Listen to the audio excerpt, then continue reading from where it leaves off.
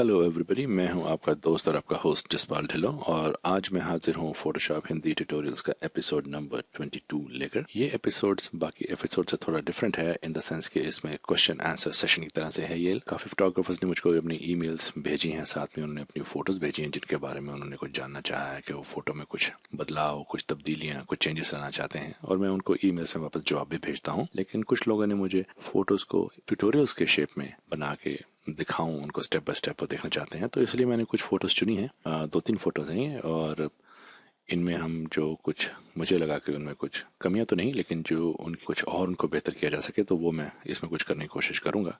तो चलिए दोस्तों, शुरुआत करते हैं। ये मेरे पास एक मिनट, ये मेरे पास फ़ोटो भेजी है मिस्टर सोनू पंडित जी ने। इनकी ये फ़ोटोज़ हैं, ये वेडिंग फोटोग्राफर हैं। इन्होंने ये फॉर एग्जांपल ये फ़ोटो है, इन्होंने फ़ोटो खींची है। ये चाहते हैं कि इसमें पहले इनको इसमें एक कमी दिखाई देती है कि क्योंकि फ्लैश फोटोग्राफी है तो दुल्हन तो पूरी फ्लैश में नहा गई है, लाइट पूरी है, ठीक है उसके ऊपर, लेकिन दूल्हे मियाँ थोड़े से पीछे रह गए हैं, लाइट नहीं है क्योंकि वो दोनों में डिस्टेंस होगा, तो इसकी वजह से इसका एक आसान सा तरीका है साहब। इससे पहले कि मैं ये फ़ोटो ठीक करूँ, मैं कुछ और कहना चाहूँगा कि कोशिश कीजिए कि ये फ़ोटो आपने हाई लेवल होकर खींची है, आपने किसी कुर्सी या मेज़ के ऊपर खड़े होकर ये फ़ोटो खींची है, ऐसा ना करें। जितनी भी फ़ोटो लो लेवल पे खींची जाएगी फ़ोटो उतनी ही ज़्यादा अच्छी आती है, क्योंकि लो लेवल फोटोग्राफी में हमेशा आप ज़्यादा एरिया कवर कर पाएंगे, ऐसा मेरा मानना है। कोशिश कीजिए कि हमेशा जो फ़ोटो खींचे वो वेस्ट लेवल पे जाके खींचें तो ज़्यादा अच्छी आएगी। खैर चलिए, आप क्या करते हैं, पहले तो इस फ़ोटो की एक कॉपी कीजिए। इसी जो हमने कॉपी बनाई है, अब इसके मोड को आप बदल के स्क्रीन कर दीजिए। घबराइए मत, सारी फ़ोटो नहा गई है, लेकिन हमको ऐसा इफेक्ट तो नहीं चाहिए, लेकिन ये हमें फ़ोटो वैसे ही इफेक्ट लाने में हमारी हेल्प करेगी। अब आप क्या कीजिए, इसके ऊपर हम ऑल्ट दबा के मास्क लगाएंगे। वो ब्लैक मास्क है, उसने सब कुछ छुपा दिया है। अब फोटो जैसे ओरिजिनल जो पहले थी वैसी ही है। अब हम क्या करेंगे, ब्रश टूल लीजिए और वाइट हमारा फोरग्राउंड कलर है, तो वाइट लेके थोड़ा सा इसको हम थोड़ा सा जूम कर लेते हैं ताकि अच्छा दिखाई दे। अब हमारा फोरग्राउंड कलर है, बैक हमारा मास्क है, तो अब हम जहाँ भी रंग करेंगे जो भी छुपा हुआ है वो नजर आना शुरू हो जाएगा। ओपेसिटी आप 34-35 या अपनी मर्जी से 50 के आसपास शुरू कीजिए। और अब देखिए, जब आप इनको पेंट करेंगे तो आप देखिए, अब ये दुल्हे मियाँ के, ये देखिए अब ये भी उतने ही ब्राइट हैं जितने की दुल्हन ब्राइट है। अब ये कलर ठीक हो गया। अब अगर आप चाहें तो ये आप पीछे वालों को भी ऐसे ही शार्प कर सकते हैं। यहाँ तो इनकी ज़रूरत तो नहीं है, इनको तो बल्कि आप और काला कर दीजिए लेकिन अगर पीछे कोई ज़रूरत वाली फ़ोटो होती, कोई इंपॉर्टेंट एलिमेंट होता पीछे, तो आप उनको भी ऐसे ही ब्रश से चमका सकते हैं। तो सोनू जी, ये था आपका पहला सवाल। तो देखिए साहब, ये ऐसे इसी फ्लैश की कमी पूरी की जाएगी। अब मैं आपको बिफोर एंड आफ्टर दिखाता हूँ। ये था बिफोर फोटो और ये है आफ्टर फोटो। दुल्हन पे कोई फ़र्क नहीं आया।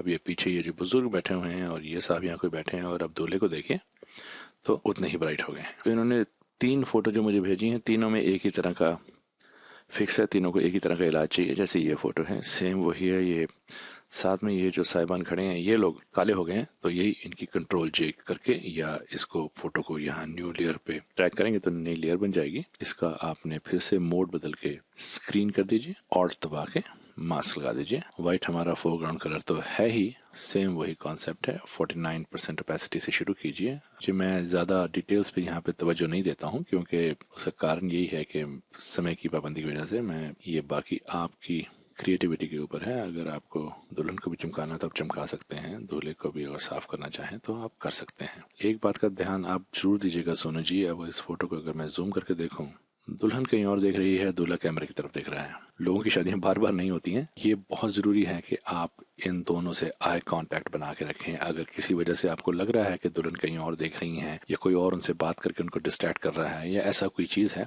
आप इसको उसी वक्त फिक्स करें। ये शादी की फ़ोटो है, खुशी का माहौल है, तो आप देखिए इन दोनों के चेहरे पे मुस्कुराहट नाम की कोई चीज़ नहीं है। कोशिश कीजिए, कई बार ऐसा होता है कि आपको लगे कि जैसे दूल्हा और दुल्हन कोऑपरेट नहीं कर पा रहे हैं, कई बार लोग शर्माते हैं या घबरा रहे होते हैं, आप उनसे 5-10 मिनट पहले इधर उधर बातें ज़रूर कीजिए, उनसे थोड़ा घुल मिल जाइए, थोड़ा खुल जाइए, तो आप देखिएगा कि फ़ोटो के रिजल्ट्स में ज़मीन आसमान का फ़र्क आ जाएगा। ठीक है जी। तो ये था आपकी दूसरी फ़ोटो के बारे में मेरा सजेशन। अब ये मैं हर किसी कहने की कोशिश नहीं कर रहा हूँ कि आप ख़राब खींच रहे हो और मैं आपको अच्छी नसीहत दे रहा हूँ, ये मेरा सोच है, मुझे ऐसा लगता है। अब जैसे मैं आपको तीसरी फ़ोटो भी पहले इनकी दिखा लूँ। हाँ, ये इनकी तीसरी फ़ोटो है।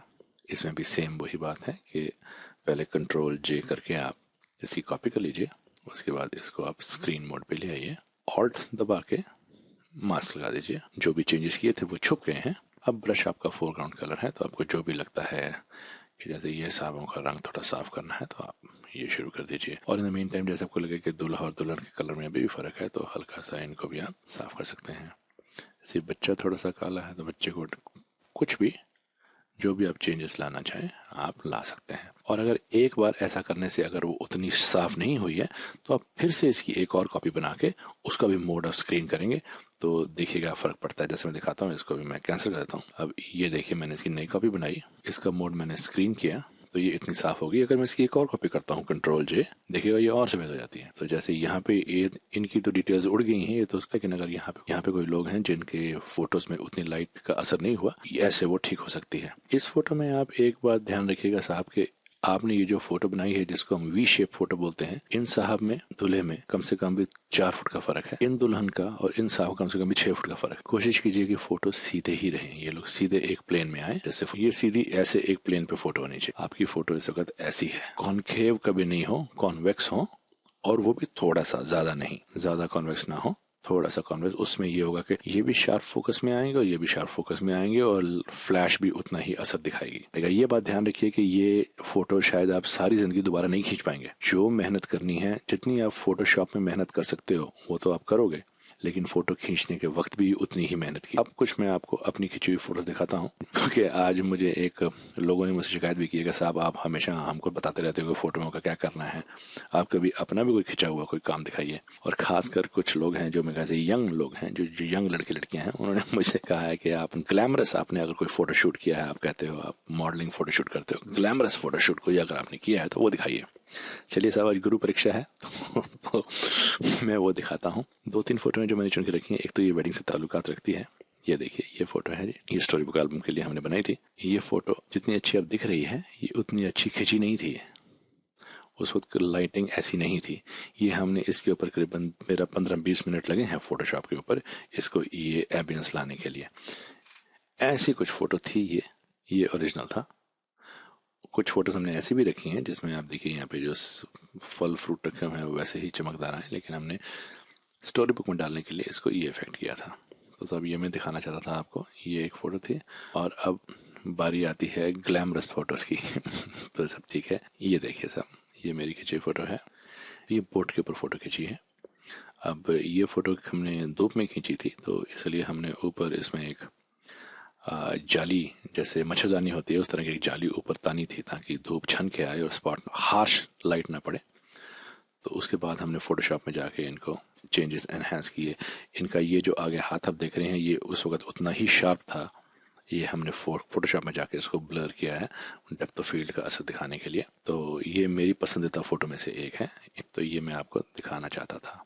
दूसरी फोटो जो मेरी ऑल टाइम फेवरेट है, इनका नाम निलिया है। जैसे किसी को संगमरमर में तराशता है उस तरह का बॉडी है इनकी, उस तरह का फिगर है। आप देखिए कहीं भी कोई भी स्पॉट, कोई फ्रिकल, कोई मस्सा कुछ नहीं है। बहुत उम्दा जिस्म और बहुत शेप में है। ये जिम वगैरह जाती है, जिम में तो काफी लोग जाते हैं, जिम भरे पड़े होते हैं, लेकिन ऐसा फिगर रख पाना ये कि मैं समझता हूँ कुदरत की नेमत है। ये बहुत गोरी हैं, इनका हमने काफी हैवी मेकअप किया था यहाँ पे इनके स्किन को थोड़ा सा ब्राउन करने के लिए। इनके बाल धूप में एकदम सफेद हो गए थे तो मैंने इनमें येलो टोन डाली है। अब आपको दिखाता हूँ इस फोटो में कमियां क्या क्या है मेरी अब पहली बात, अगर आप देखें ये बाल जैसे इनके गोल्डन है, तो ये जो पीछे जो फवारा है ये सीमेंट का है, तो ये ग्रे था।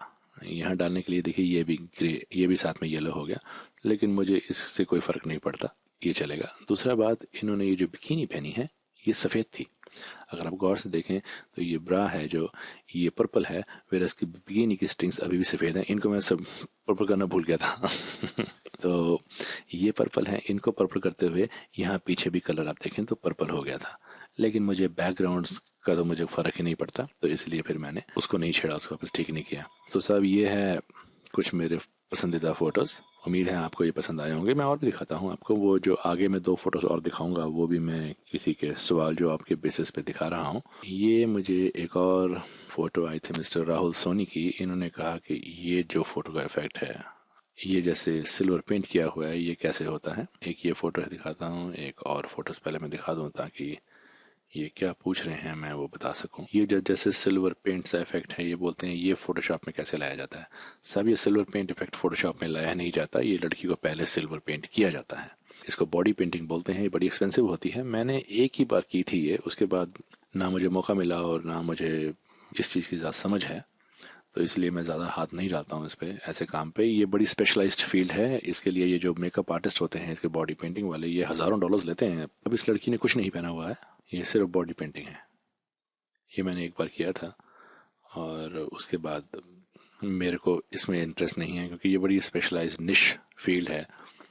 ये एक और सैंपल है साहब, ये देखिए, ये गोल्डन पेंट किया हुआ है, ये सिल्वर पेंट किया हुआ है, और ये देखिए इसने, लड़की ने सिर्फ पैंट पहनी है, ऊपर शर्ट वही जर्सी की है। तो सोनी जी ये पेंट किया नहीं जाता, ये सॉरी ये फोटोशॉप में नहीं किया जाता, ये पहले पेंट करवा के, आप देखिए हाथों में देखें तो ये जो उन्होंने जो टी शर्ट पहनी है और ये वाला जो ग्लव है ये पेंटेड है, ये असल में नहीं पहना। सोनी जी ये थे आपके सवालों के जवाब। सोनी जी ने एक और सवाल पूछा था कि ये इफेक्ट कैसे लाया जाता है। जैसे ये लेडी ब्लैक एंड वाइट हैं ऑलमोस्ट और इनका ड्रेस कलर में है, तो सोनी जी ये बड़ा आसान सा है, मैं अभी आपको दिखाता हूँ। ये मैंने आपको पहले से बना के रखा है। ये लड़की की फोटो है एक सिंपल सी। अब मैंने लड़की को ब्लैक एंड वाइट करना है, लेकिन इनकी ड्रेस को कलर रहने देना है। उसके लिए मैंने इनके पहले से ही तैयारी करके रखी है। मैंने इनका एक वो अल्फा चैनल में ये सिलेक्शन बना के रखी हुई है। ये देखिए ये सिलेक्शन आ गई इनकी। अब मैं क्या कर सकता हूँ, दो तरीके हैं। एक तो कंट्रोल जे दबा के सिर्फ इसको सिलेक्ट कर लिया मैंने। अब मैं अगर वापस इस फोटो पे जाऊं, और सबसे आसान तरीका है फोटो को ब्लैक एंड व्हाइट करने का, डीसैचुरेट कर दीजिए। डीसैचुरेट का शॉर्ट फॉर्म है कंट्रोल शिफ्ट और यू। ये देखिए अब नीचे वाली फोटो डीसैचुरेट होगी, लेकिन ऊपर यही कलर है। अब अगर आप चाहें इस लेयर पे जाके आप कंट्रोल यू दबाएंगे तो वो ह्यू सैचुरेशन वाला डायलॉग बॉक्स फिर खुल जाएगा। आप इसमें चाहें तो इनके कलराइज बटन दबाइए और जो भी जर्सी को रंग देना चाहें आप दे सकते हैं। सब सैचुरेशन बढ़ाएंगे तो कलर में फ़र्क आता जाएगा। लाइटनेस तो ये आप अपनी मर्जी से इन सेटिंग के साथ खिलवाड़ करके जो भी कलर आप बनाना चाहें बना सकते हैं। ठीक है सोनी जी, तो ये था आपके सवालों का जवाब। तो अब मैं चलता हूँ, ये एक मिस्टर तपन खंडेलवाल जी हैं, ये इन्हीं की फ़ोटो है। ये मेरे ख्याल से मॉडलिंग में इंटरेस्टेड हैं, इन्होंने कहीं फ़ोटो खिंचवाई है अपनी और ये चाहते हैं मैं बताऊं कि इसमें और क्या किया जा सकता है। तपन जी पहली बात तो ये कि थोड़ा सा आपको प्रोफेशनल कैमरे से फ़ोटो खींचनी पड़ेगी। ये फ़ोटो मुझको लो पिक्सल कैमरे से लगती है, या जो पॉइंट एंड शूट कैमराज होते हैं ये उनकी फ़ोटो है। और दूसरी बात, अगर मैं गौर से फ़ोटो को देख रहा हूँ तो अगर मैं गौर से फ़ोटो देखूँ तो मुझे ये कटआउट लगती है, ये आपने फ़ोटो काट के बैकग्राउंड के ऊपर लगाई है। अच्छा एफर्ट है, अच्छा प्रयास है, लेकिन अगर आप यहाँ पे गौर से देखें तो आपका जो शर्ट है और बैकग्राउंड का जो कलर है ये यहाँ पे से ब्लेंड इन हो गए हैं। अगर आपका और बैकग्राउंड का कलर सेम सा है तो कोशिश कीजिए कि एक बैक लाइट लगा के, स्नूट लगा के आप इसको यहाँ पे एक हेलो दें, जो पीछे से लाइट होती है वो हेलो देंगे यहाँ पे। और दूसरी बात कि कोशिश कीजिए कि जब आप मॉडलिंग के लिए आप फोटो खिंचा रहे हैं, मॉडलिंग पर्पसेस के लिए, तो फोटो हर फोटो को एक थीम में लेके चलें। आप कुछ जैसे बताना चाहते हैं कुछ कुछ ऐसा करके दिखाइए। अगर दूसरी बात ये कि आप जैसे ये फोटो फ्रेम, ये पासपोर्ट फोटो ज़्यादा लगती है मुझको, जैसे पासपोर्ट फोटो के मकसद से खींची गई हो, फ्रेम को पूरा भरिए। बैकग्राउंड पे आपने ये ग्राफिक लगाया हुआ है बड़ा अच्छा है, लेकिन फोटो को पूरा भरिए। ये एक फोटो है ये जो मैंने खींची थी, इसमें देखिए मैंने पूरा फ्रेम भरा हुआ है। आपको ये जो जगह खाली है, अब इसको हम कुछ कर नहीं सकते थे। ये देखिए ये लाइट से भी हमने छेड़खानी की, एक खिलवाड़ है। एक लाइट आ रही है, साइड लाइट है, कुछ मूड बयान करता है ये कि किसी मूड में है। ये देखिए ये इनका नाम अलांत्या है। अक्सर के एक स्पोर्ट्स की थीम पे इन्होंने स्केट्स पहने हुए हैं और स्पोर्ट्स वाले कपड़े पहने हुए हैं और फिगर भी ठीक है और जिम्नास्टिक्स का पोज बना के। तो ज़रूर आप पूरा, पहली बात तो फोटो का पूरा फ्रेम भरिए और दूसरी बात ये कि ज़रूर कुछ ना कुछ मूड दिखाइए। और मैं क्या दिखा सकता हूँ इसमें कि ये हमने जो किसी ने मुझसे पूछा था, मेरी जो मैंने आपको पहले फ़ोटोज़ दिखाई थी, जैसे जब मैंने इनकी फ़ोटो दिखाई थी ये वाली, अब मैं इसी के बारे में, हमने ये एक और फ़ोटो खींची है, अभी इसको ठीक करना है। ये देखिए अभी रॉ फोटो है ये, इसको भी ठीक करना है, तो अभी हमको पता नहीं है कि क्या करना है, तो we are waiting for the client to answer back. मेरे ख्याल से पहले तो अब देखिए ये बैकग्राउंड और बैकग्राउंड ये लड़की वाइट है तो काफ़ी ज़्यादा मिलता जुलता है। सबसे पहले तो जो मैं करना चाहूँगा, मैं कंट्रोल जे करके और इसका मोड मल्टीप्लाई करूँगा। ये देखिए कर लो, थोड़ा साफ हो गया। फिर इसमें फिक्सिंग, जैसे ये जो कंधे का जो ये बोन शोल्डर है, ये मेरे ख्याल से काफ़ी उभरा हुआ है बाहर, इसको थोड़ा नीचे करना पड़ेगा और भी कुछ चेंजेस करने पड़ेंगे। तो सब मेरे कहने का मतलब ये था कि फ़ोटो खींच देना एक चीज़ है और फिर बाद में उसको बनाना एक अलग से कलाकारी है। और ये एक फ़ोटो है जी, देखिए ये सीनरी अगर आप देखें तो ये हमने खींची थी। अब ये सीन ऐसा नहीं था बिल्कुल भी। अब मेरे पर ओरिजिनली मैंने इसको ऑल्टर कर दिया हुआ है, तो इसलिए मैं इसको वापस नहीं कर सकता हूँ। ये स्काई इस फोटो का नहीं है, ये स्काई हमने अलग से इसके ऊपर डाला है। ये पानी भी ऐसा नहीं था, हमने पानी की भी फोटो पूरी काट के इसी को हमने दोबारा इसकी फोटो नीचे ड्रा करके इसी को हमने दोबारा से पानी बनाया। फिर ये जो ऊपर जो बादल हम लेके आए थे वही बादल हमने यहाँ पे मैंने ये वाइट ब्रश लेके ओपेसिटी कम करके और वैसा ही एक डिज़ाइन सा बना के यहाँ पे लगाया हुआ है। तो मैं ये कहना चाहता हूँ कि जब हम फोटो खींच के जब आप ये फोटो देखते हैं तो लगता है ये फोटो बहुत कमाल की खींची है, कमाल का फोटोग्राफर है। यस, फोटोग्राफर मैं शायद ठीक हूँ, मैंने कंपोजिशन अच्छी की, मैंने एरिया अच्छा चुना, मैंने डिटेल सारी कैच कर ली, लेकिन उसके बावजूद बाद में जाके काम शुरू होता है।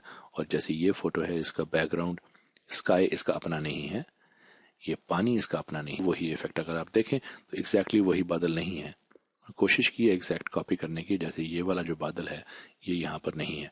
तो ऐसे फोटोज अच्छी बनती हैं, फोटो एकदम से खिंच के और एकदम से परफेक्ट बाहर अच्छी नहीं आती। तो साहब ये था आज का ट्यूटोरियल। आज के ट्यूटोरियल में ज़्यादा सिखा नहीं पाया, ट्यूटोरियल करीबन 20 मिनट का हो चुका है, तो मैं इसको यहीं ख़त्म करता हूँ। लेकिन मैं फिर भी आप लोगों का बहुत बहुत शुक्रिया अदा करता हूँ कि आप लोग मुझे इस लायक समझते हैं कि मुझसे आप कुछ पूछें और मैं अपने आप को इस लायक बना पाऊँ कि मैं आप लोगों को समझा पाऊँ। आपके पास कोई भी सवाल है तो आप मुझे ज़रूर ईमेल कीजिए, मेरा ईमेल एड्रेस ये आपके सामने है। और आप मेरे ट्यूटोरियल्स को ज़रूर सब्सक्राइब कीजिए, उसका ये फ़ायदा है कि जब भी मैं कोई नया ट्यूटोरियल अपलोड करूँगा आपको उसकी ईमेल नोटिफिकेशन आ जाएगी, फिर आप उसको अपनी सहूलियत से देख सकते हैं।